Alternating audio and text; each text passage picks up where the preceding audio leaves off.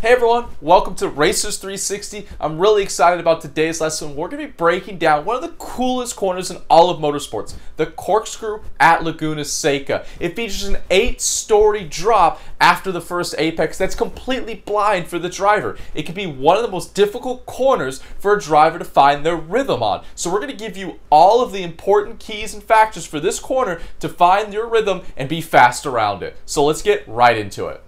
So we're on board here at Laguna Seca. We're getting ready to get up to the Corkscrew. Go a little bit farther forward and then we'll start breaking apart the brake zone. The first important part as drivers that we need to know is we're going to be braking parallel to this curb here on the left-hand side. We'll really be braking just about the end of the curb before we start to turn back to the right to get ready to turn in for the Corkscrew. So as we go just a little bit farther forward here, go frame by frame, you can see we're parallel with the curb, going under the banner, parallel, right at the end of the curb. So just back it up a little bit. Right here, this is going to be where we initially have our turn-in spot back to the right-hand side of the road. So we go frame by frame again. See right here, we're starting to turn in back to the right side of the road.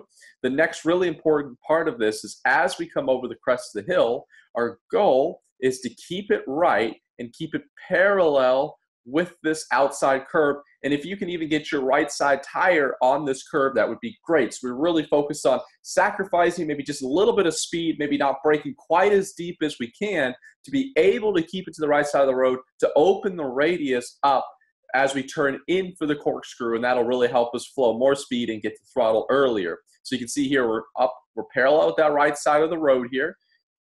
We spotlight this right side tires just on this curb, and we really already have our eyes looking in to the apex. We can't quite really see it great yet, but your eyes are trying to pick it up.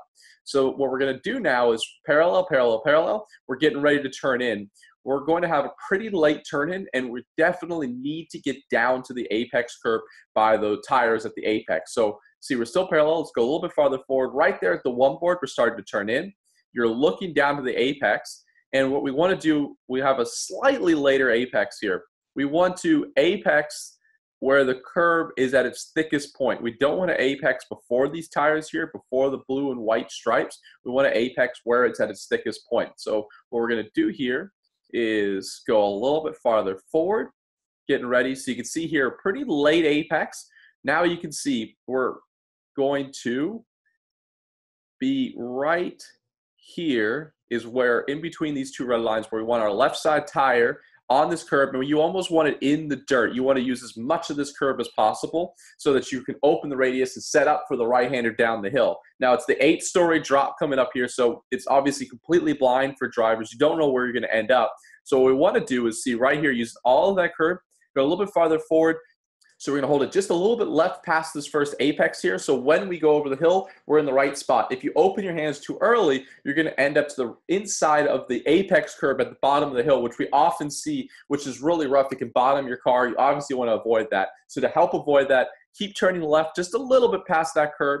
So here we're getting ready to set up. It's still completely blind for drivers here. You can't see where you're going to end up. Some drivers like to look for the trees here to know where to keep your hands straight. I've never liked to do that. I drive more off of feel here, keeping that left-hand turn so that when we crest, which is right here, your hands are straight just for the moment you crest, and then once you can see the curve, you can turn down to it. So focus on keeping left a little bit past the curve of the first apex. Hands are straight as we crest over the hill. We can now start to see it. We're starting to apply major throttle. We want to have our eyes down here, but we want our right side tire just nicking that curb on the apex, but then use all of the road on exit here. You don't want to get all the way back to the road, all the way back to the right side of the road to set up for turn 9. You actually end up turning down the inside.